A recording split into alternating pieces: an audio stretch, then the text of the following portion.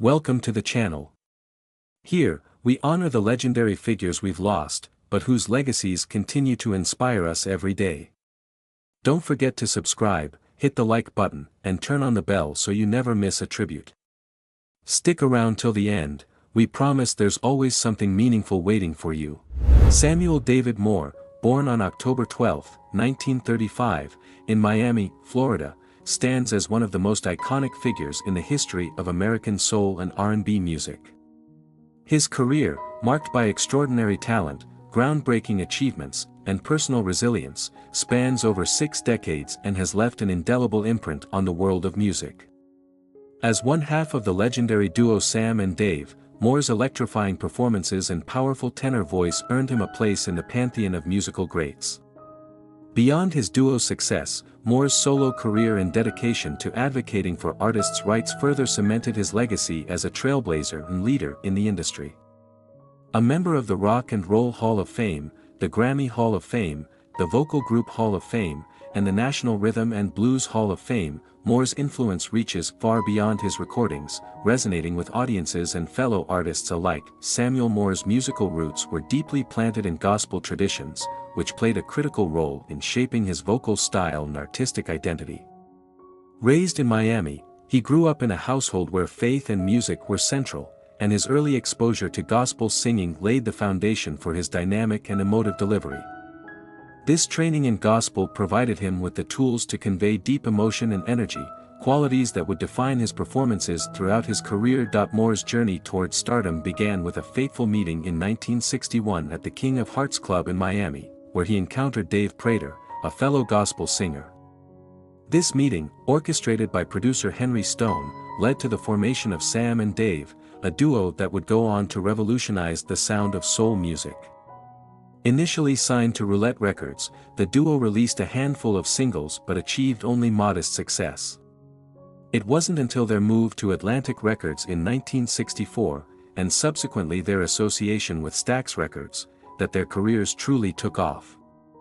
At Stax, they were paired with the prolific songwriting team of Isaac Hayes and David Porter, whose compositions became the bedrock of Sam and Dave's success. Sam and Dave's string of hits in the mid to late 1960s, including classics like Hold On, I'm Comin', Soul Man, When Something Is Wrong With My Baby, and I Thank You, showcased their unmatched chemistry and energy. These songs became anthems of the era, capturing the spirit of a generation and serving as a bridge between musical traditions and cultural divides. Soul Man, in particular, achieved monumental success, earning the duo a Grammy Award and becoming one of the most recognized songs of the 20th century. The track's powerful message of resilience and pride resonated deeply during the civil rights movement, further solidifying Sam and Dave's place in the annals of American music history. What set Sam and Dave apart was their electrifying live performances, often described as a soul explosion. Backed by the legendary Booker T and the MGs and the Memphis Horns, the duo delivered shows that were both visceral and unforgettable. Moore's soaring, impassioned tenor complemented Prater's gritty baritone, creating a dynamic interplay that left audiences spellbound. Critics and fans alike hailed them as one of the greatest live acts of their time, with performances that transcended the boundaries of race and culture in a segregated America. Behind the scenes, however, the partnership between Sam Moore and Dave Prater was far from harmonious. Their relationship was marked by frequent conflicts and personal differences, which often threatened to overshadow their musical accomplishments. Despite their tensions, their professional collaboration remained a testament to their shared commitment to the music they created. However, the pressures of fame, combined with personal struggles, eventually led to the duo's breakup in 1970. Although they reunited sporadically in subsequent years, their partnership was irreparably fractured, culminating with Prater's tragic death in a car accident in 1988. Following the dissolution of Sam and Dave, Moore faced significant challenges as he embarked on a solo career. His initial efforts to establish himself as a solo artist included forming a new group, Sam's Soul Together 1970 Review, and recording singles for Atlantic Records. Tragically, plans for a solo album with producer King Curtis were cut short by Curtis's untimely death. Moore also grappled with personal struggles, including a battle with drug addiction, which derailed his career for a time. Despite these setbacks, Moore demonstrated remarkable resilience, crediting his wife, Joyce McCrae, for helping him turn his life around. McCrae became a pivotal figure in Moore's resurgence, serving as his manager and advocate and guiding him back to prominence in the music industry. The 1980s marked a period of rebirth for Moore, as he began collaborating with a diverse array of artists and re-establishing his presence on the global stage. Highlights from this era included a duet with Lou Reed on a re-recording of Soul Man for the film of the same name and his performances with the Elwood Blues Revue alongside Dan Aykroyd and the Blues Brothers Band.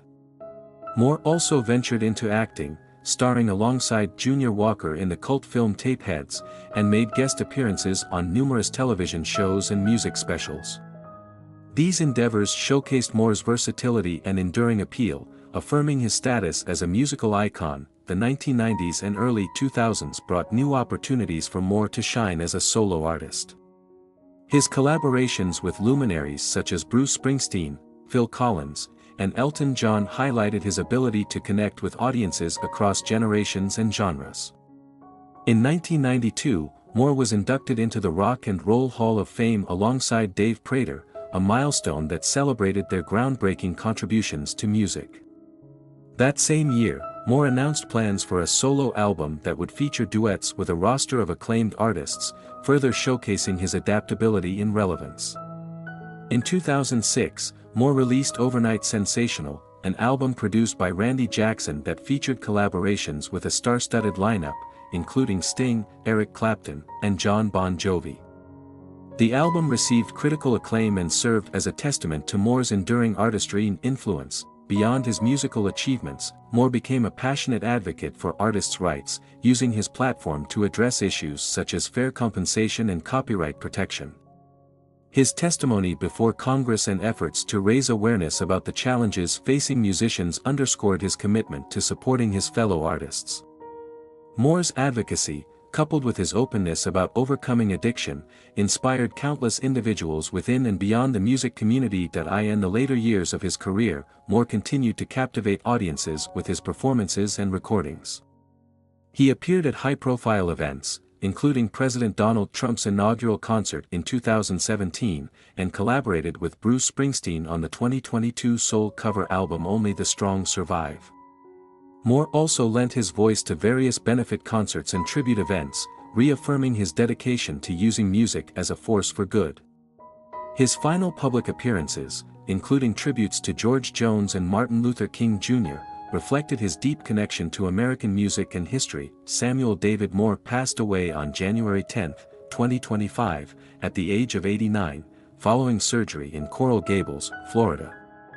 His death marked the end of an extraordinary life and career, but his legacy endures through the timeless music he created and the countless lives he touched. From his humble beginnings as a gospel singer in Miami to his rise as a soul music legend, Moore's journey is a testament to the transformative power of music, resilience, and the human spirit.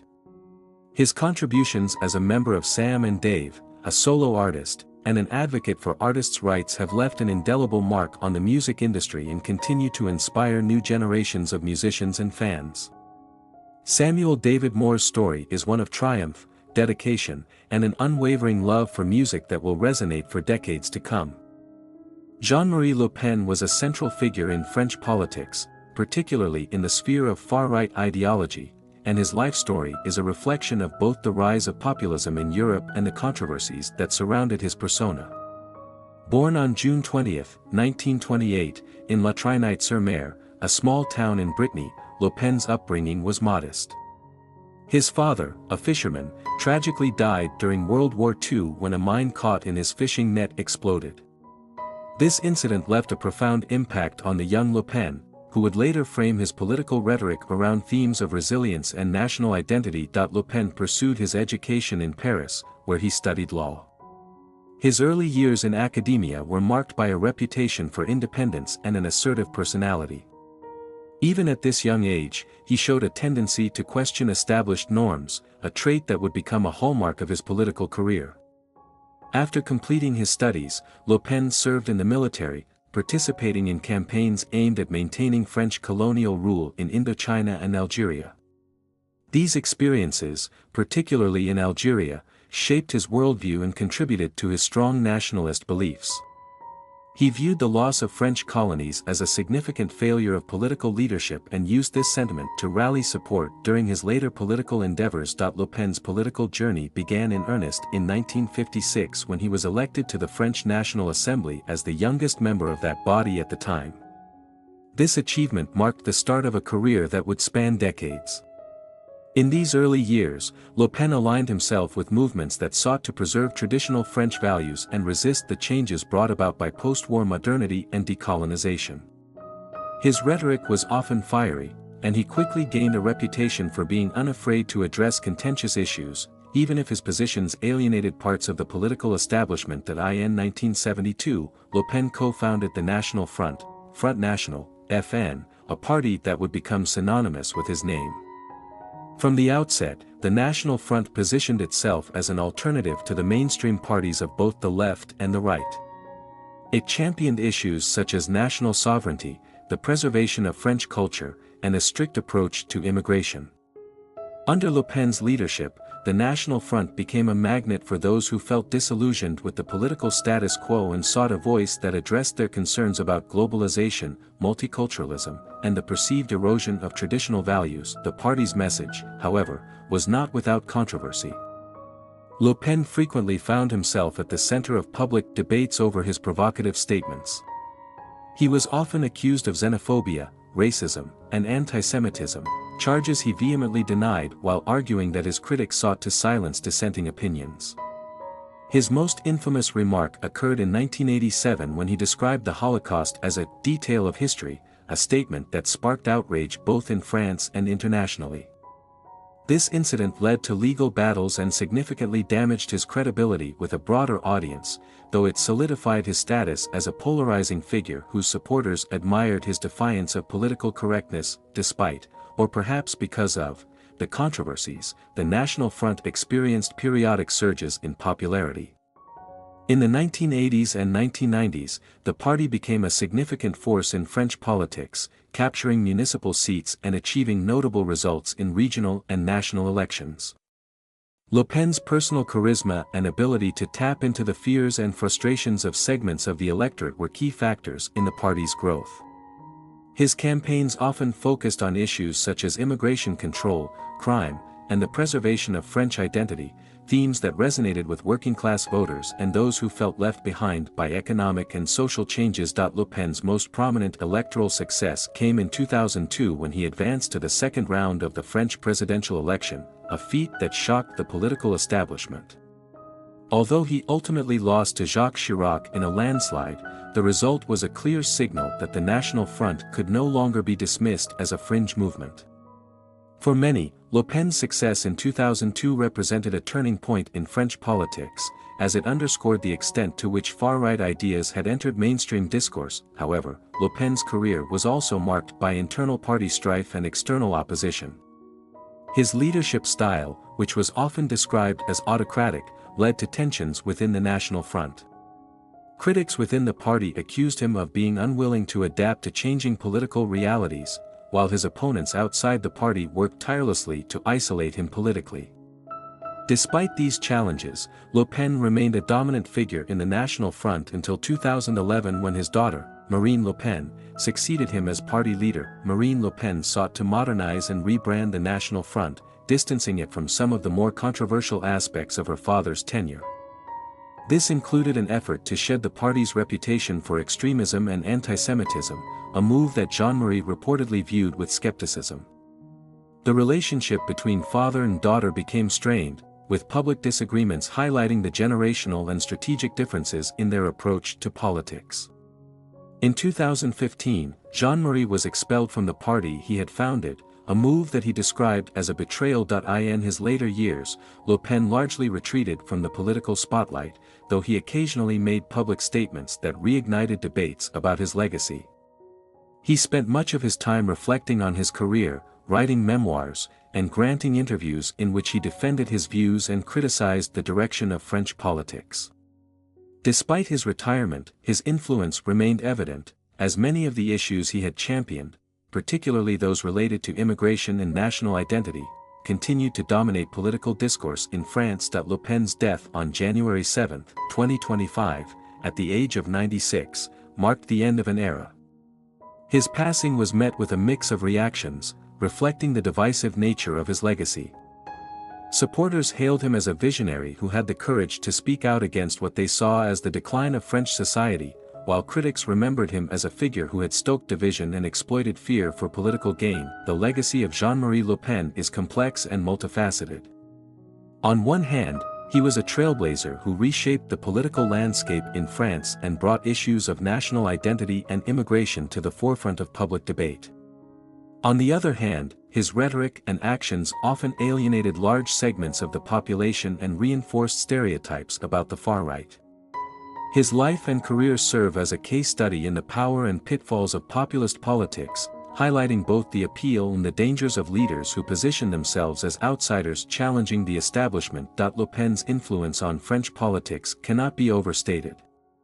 Even after his death, the themes he championed continue to resonate, not only in France but across Europe, where similar movements have gained traction. His ability to articulate the concerns of a disenchanted electorate, while simultaneously provoking outrage and controversy, ensured that his impact would be felt long after he exited the political stage. For better or worse, Jean-Marie Le Pen remains one of the most significant and controversial figures in modern French history. Geoffrey Baena, June 29, 1977 to January 3, 2025, was a celebrated American screenwriter and film director whose work left an indelible mark on the landscape of independent cinema. Known for his distinctive ability to blend dark humor, emotional complexity, and unconventional narratives, Baena carved out a niche for himself as a filmmaker unafraid to challenge traditional storytelling norms. Over the course of his career, he wrote and directed several critically acclaimed films, including Life After Beth, 2014, Joshi, 2016, The Little Hours, 2017, Horse Girl, 2020, and Spin Me Round, 2022. He was also known for his collaboration on the screenplay for I Heart Huckabees, 2004, a project that launched his career into the spotlight. Baena frequently worked with talented actors such as Alison Brie, Molly Shannon, and Aubrey Plaza, with the latter playing an especially significant role in both his professional and personal life. Geoffrey Baena was born on June 29, 1977, in Miami, Florida, and grew up in a secular Jewish family. While not overtly religious, his upbringing instilled in him a deep curiosity about the human experience, a theme that would later become central to his work. Baena demonstrated a keen interest in storytelling and creativity from a young age, and his passion for cinema became evident as he pursued a degree in film at New York University's Tisch School of the Arts. During his time at Tisch, Baena honed his skills in screenwriting and directing, laying the groundwork for his future career. After graduating, he relocated to Los Angeles, a move that marked the beginning of his journey in the film industry. Baena's early career was defined by his roles behind the scenes on major Hollywood productions. He worked as a production assistant for renowned filmmaker Robert Zemeckis, contributing to iconic projects such as What Lies Beneath and Cast Away, both released in 2000.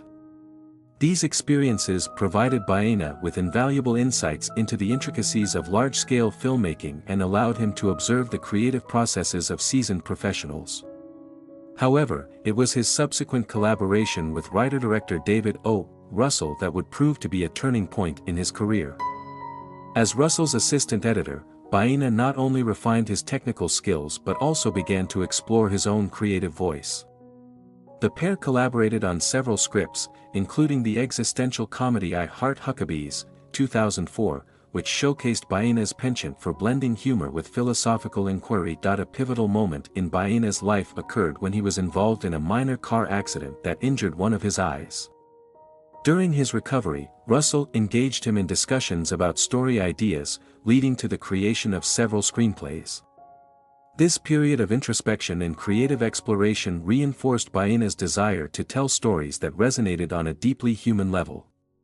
Although his collaboration with Russell was instrumental in shaping his early career, Baena was eager to step out on his own as a writer and director. Baena initially planned to make his directorial debut with the comedy drama Joshi, but unforeseen circumstances led him to postpone the project. Instead, he turned his attention to Life After Beth, a script he had begun developing in 2003. This zombie comedy, which starred Aubrey Plaza, Dane DeHaan, and John C. Reilly, premiered at the 2014 Sundance Film Festival to positive reviews. The film marked Baena's transition from screenwriter to director and established him as a distinctive voice in the world of independent film. Critics praised Life After Beth for its unique blend of humor and horror, as well as its exploration of grief and relationships through a supernatural lens. In 2016, Baena revisited Joshi, which had initially been set aside, and successfully brought the project to fruition. Premiering at Sundance, the film was lauded for its heartfelt portrayal of friendship, loss, and resilience. The story follows a man reeling from personal tragedy who gathers his friends for a bachelor party that takes unexpected turns. Critics highlighted Baena's ability to balance dark humor with moments of genuine emotional depth, a hallmark of his directorial style. The ensemble cast, which included Thomas Middleditch, Adam Pally, and Jenny Slate, brought Baena's script to life with performances that resonated with audiences. Baena's third directorial feature, The Little Hours, 2017, demonstrated his willingness to experiment with bold and unconventional storytelling. Loosely inspired by Giovanni Boccaccio's The Decameron, the film is a raunchy comedy set in a medieval convent and features an ensemble cast that includes Alison Brie, Dave Franco, Kate Micucci, Aubrey Plaza, John C. Reilly, and Molly Shannon.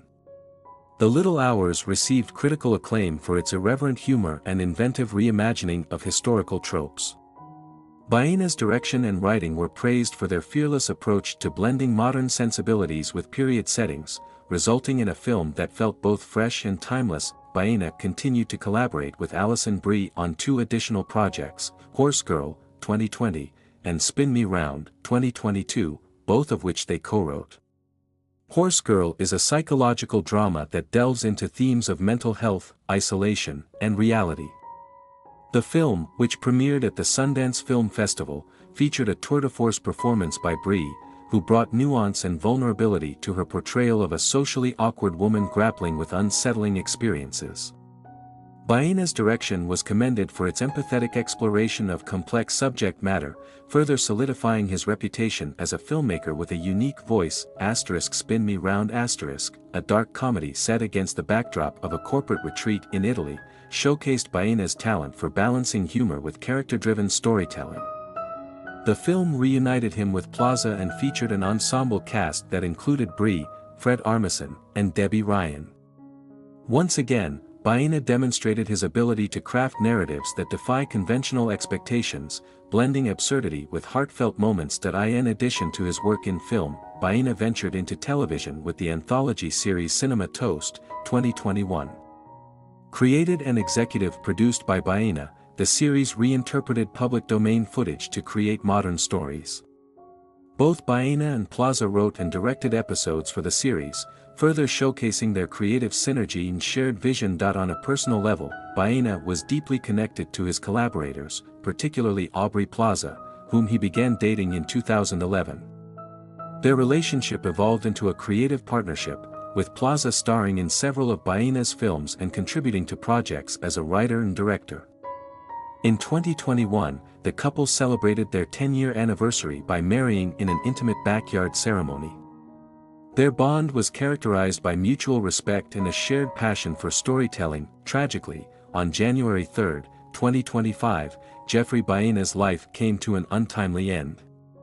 His body was discovered at his Los Angeles home by his assistant, and he was pronounced dead at the scene. The Los Angeles County Medical Examiner later confirmed that Baena died by suicide at the age of 47.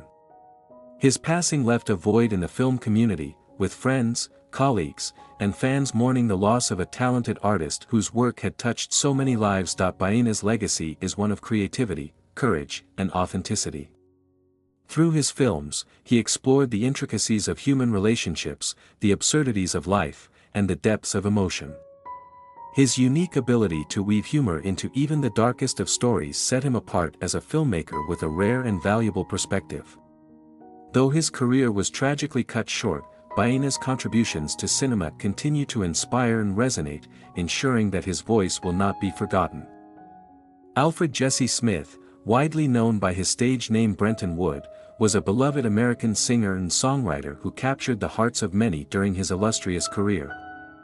Born on July 26, 1941, in Shreveport, Louisiana, and raised in San Pedro and Compton, California, Wood's journey in music was marked by soulful melodies, infectious rhythms, and a distinct charm that resonated across generations.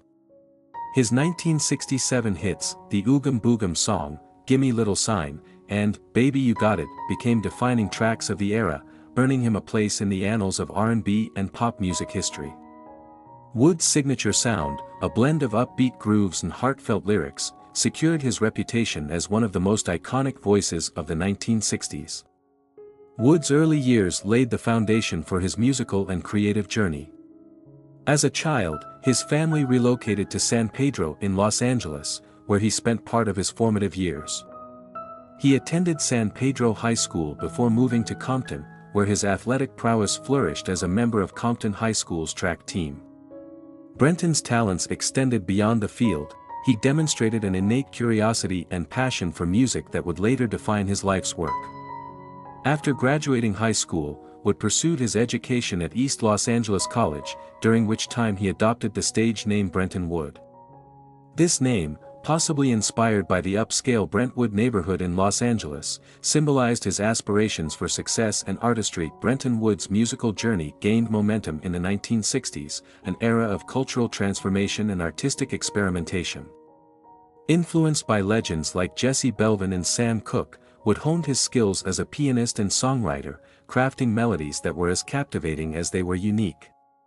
In 1967, he signed with Double Shot Records, a partnership that would mark the beginning of his rise to stardom. His breakout hit, the Oogum Boogum song, showcased Wood's ability to weave whimsical lyrics with irresistible rhythms, earning him a spot on the Billboard R&B chart and Hot 100. The song's playful tone and memorable melody captured the spirit of the times and introduced audiences to Wood's distinctive style. Later that year, Brenton Wood achieved his biggest commercial success with Gimme Little Sign. The song, a masterful blend of soulful emotion and catchy hooks, peaked at number 9 on the Billboard Hot 100 and number 8 on the UK singles chart, cementing Wood's international appeal. Its universal theme of yearning for clarity and connection resonated deeply with listeners, making it one of the defining tracks of the decade. The single sold over 1 million copies, earning Wood a gold disc and solidifying his place as a musical powerhouse. Wood followed this triumph with Baby You Got It, another charting success that reinforced his ability to craft hits with broad appeal. As Wood's star continued to rise, he embarked on collaborations that expanded his artistic reach. His backing band during this period, Kent and the Candidates, played a vital role in bringing his songs to life.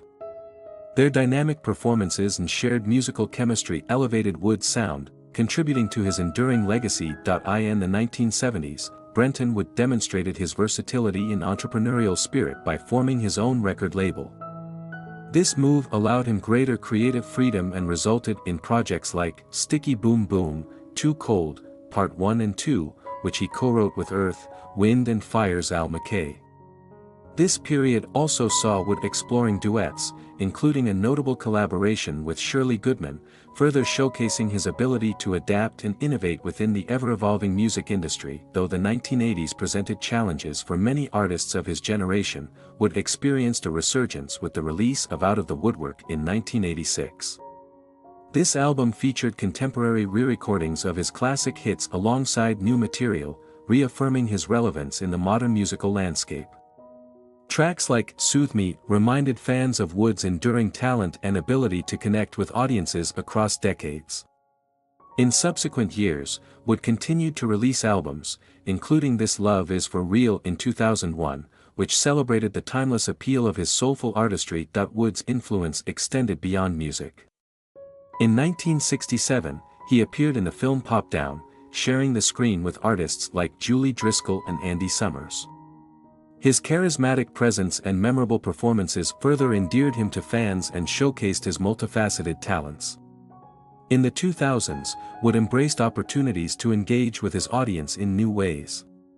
In 2006, he performed on the Los Angeles public access program The Mr. Duran Show, delivering renditions of his beloved hits to a new generation of fans.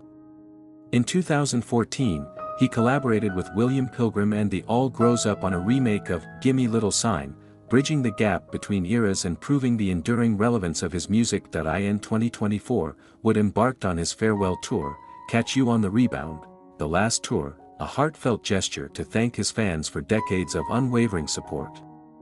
Although health challenges interrupted the tour in May 2024, Wood's determination to share his music remained unwavering. His passing on January 3, 2025, at the age of 83, marked the end of a remarkable chapter in music history. Wood's contributions to the world of R&B and pop left an indelible legacy, inspiring countless artists and touching the lives of fans around the globe. Brenton Wood's discography stands as a testament to his artistry and influence. Albums like Oogum Boogum, Baby You Got It, and Out of the Woodwork capture the essence of his sound, while compilations like Brenton Wood's 18 Best highlight the breadth of his career. His singles, from the playful The Oogum Boogum Song to the soul-stirring Gimme Little Sign, continue to resonate, reminding listeners of his extraordinary ability to blend humor, emotion, and melody. Through his music, Brenton Wood gave voice to the joys, struggles, and aspirations of his time. His work remains a cherished part of the cultural fabric, ensuring that his legacy will endure for generations to come. Johnny Depp, born John Christopher Depp II on June 9, 1963, in Owensboro, Kentucky, is a renowned actor, producer, and musician whose career has spanned over 4 decades. His journey from a troubled teen with a penchant for music to one of the most versatile and beloved actors in Hollywood is a testament to his extraordinary talent and resilience. Depp is best known for his ability to fully immerse himself in eccentric and complex roles, creating characters that have become cultural icons. His work in collaboration with director Tim Burton, as well as his portrayal of Captain Jack Sparrow in Disney's Pirates of the Caribbean series, has solidified his place in cinematic history. Depp's early life was marked by instability. His family moved frequently during his childhood, and by the age of 15, he had dropped out of high school to pursue a career in music. His band, The Kids, achieved modest success in Florida, but Depp eventually relocated to Los Angeles in pursuit of greater opportunities. It was during this time that he met Laurie and Allison, his first wife, who introduced him to Nicolas Cage. Cage encouraged Depp to consider acting, a suggestion that proved life-changing. Depp's first film role came in the 1984 horror classic A Nightmare on Elm Street, where he played Glenn, one of Freddy Krueger's victims. While his role was relatively minor, it marked the beginning of a prolific career. Depp gained wider recognition in the late 1980s as Officer Tom Hansen in the television series 21 Jump Street. The show's popularity catapulted him to teen idol status, but Depp was dissatisfied with the superficial nature of the roles it offered.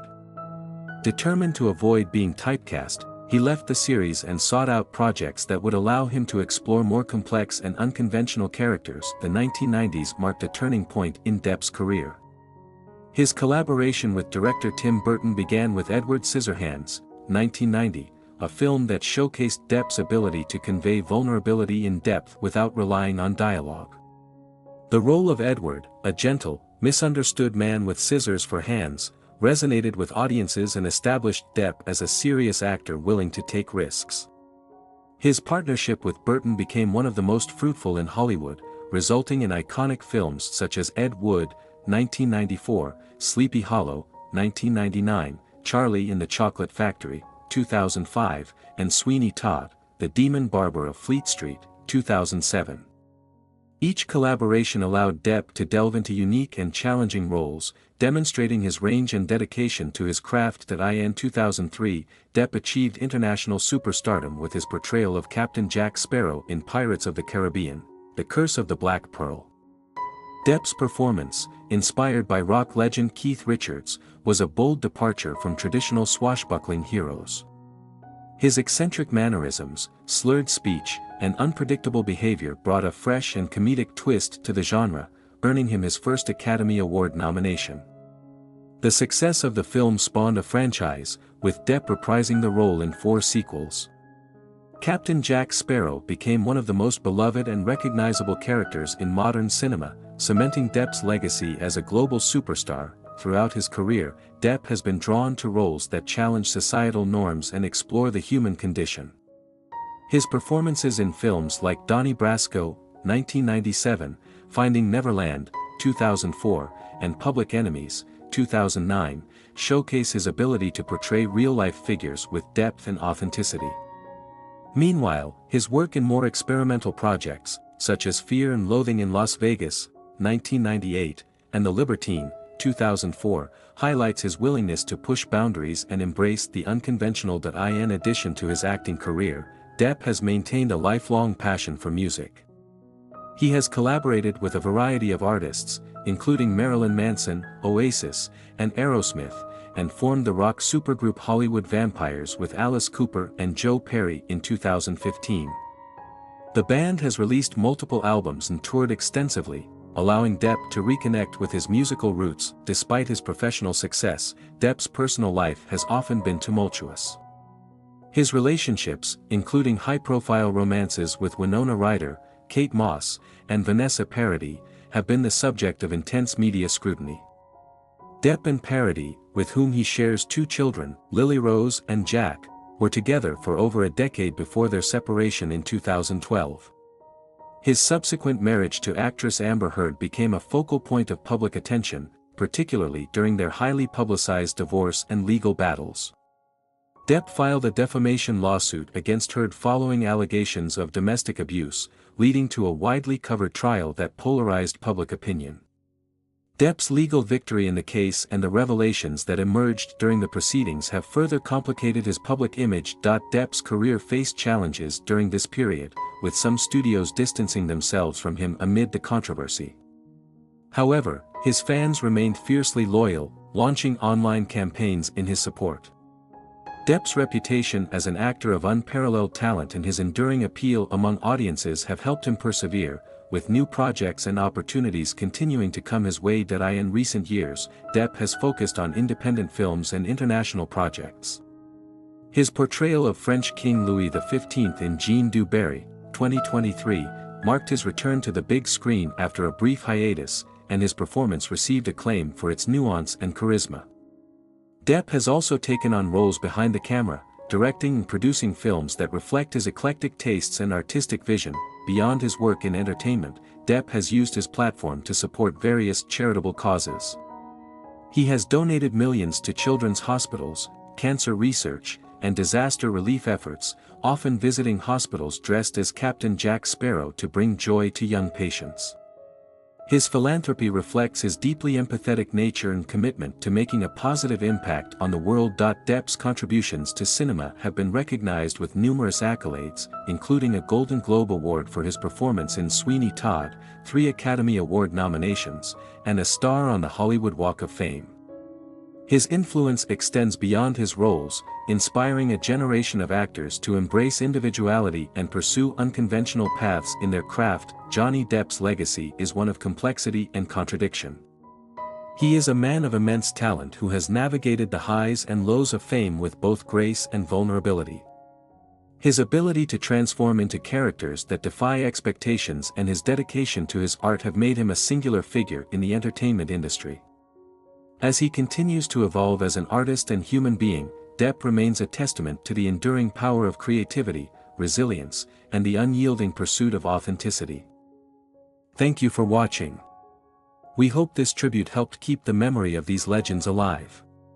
Don't forget to like, subscribe, and hit the bell for more stories. Until next time, take care and keep their legacies in your heart.